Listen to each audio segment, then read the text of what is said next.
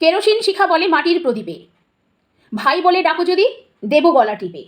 হেন কালে গগনেতেই উঠিলেন চাঁদা, কেরোসিন শিখা বলে এসো মোর দাদা। এখানে কেরোসিনের শিখা আর মাটির প্রদীপ দুজনেই সমগোত্রীয়, দুজনের কার্যকারিতাও এক, অন্ধকার দূর করাই দুজনের কাজ। কিন্তু মাটির প্রদীপের থেকে কেরোসিনের শিখার ক্ষমতা একটু বেশি, সে একটু বেশি পরিমাণে অন্ধকার দূর করতে সক্ষম। তাই সে নিজের থেকে দুর্বল, নিজের থেকে অসহায় মাটির প্রদীপকে ভাই বলে, বন্ধু বলে পরিচয় দিতে অস্বীকার করে। ঠিক সেই মুহূর্তে যখন রাতের সমস্ত অন্ধকারটুকু দূর করে আকাশে চন্দ্রমা উপস্থিত হন, তখন সহজেই তার সাথে সম্পর্ক প্রতিস্থাপন করতে দ্বিধা করে না। ভাই বলে তাকে পরিচয় দিয়ে তার পাশে যেতে কুণ্ঠাবোধ করে না। একবারও ভেবে দেখে না সে যেরকম মাটির প্রদীপকে দুর্বল বলে ঠেলে সরিয়ে দিয়েছে, সে নিজেও তো চন্দ্রমার থেকে অনেক দুর্বল। কিন্তু সে কথা তার মাথাতেই থাকে না। সে চন্দ্রমাকে নিজের বড় ভাই হিসেবে পরিচয় দিয়ে গর্ববোধ করে এবং তার সাথে আত্মীয় প্রতিষ্ঠার চেষ্টা করে। আমাদের সমাজেও এই রকম 3 শ্রেণীর মানুষ আছে: উচ্চবিত্ত, মধ্যবিত্ত এবং নিম্নবিত্ত। উচ্চবিত্তরা বলশালী, অর্থ সম্পদে পরিপূর্ণ, তারা তো নিজেদের ক্ষমতায় বলীয়ান।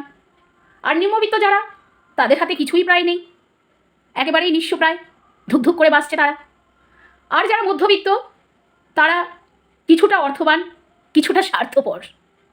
তারা নিজের থেকে কমজোর আত্মীয় স্বজন, বন্ধুবান্ধবের সাথে মেলামেশা করতে লজ্জাবোধ করে, আত্মীয় বলে পরিচয় দিতে অস্বীকার করে, তাদেরকে এড়িয়ে চলে, রাস্তাঘাটে দেখা হলে মুখ ফিরিয়ে থাকে, কথাও বলে না, নিজেদের বাড়িতেও তাদেরকে কখনো সাদরে আহ্বান করে না।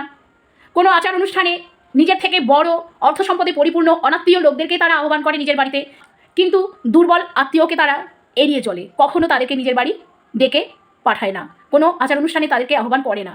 কিন্তু যখন বিপদে পড়ে তখন কিন্তু সেই সমস্ত অর্থশালী, বিত্তশালী, ক্ষমতাবান মানুষেরা তাদের পাশে এসে কখনো দাঁড়ায় না।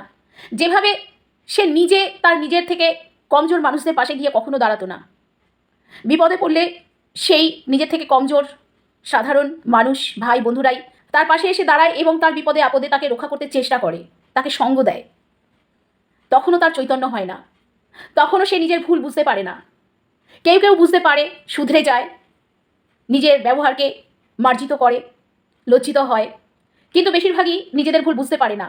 যখনই বিপদ কেটে যায় আবার পুনরাবৃত্তি করে, আবার নিজের থেকে অসহায় দুর্বল মানুষকে অবজ্ঞা অবহেলা করে নিজের থেকে বিত্তশালী মানুষের দিকে ধাবিত হয়, ছুটে যায়, আত্মীয়তা প্রতিষ্ঠা করতে চেষ্টা করে।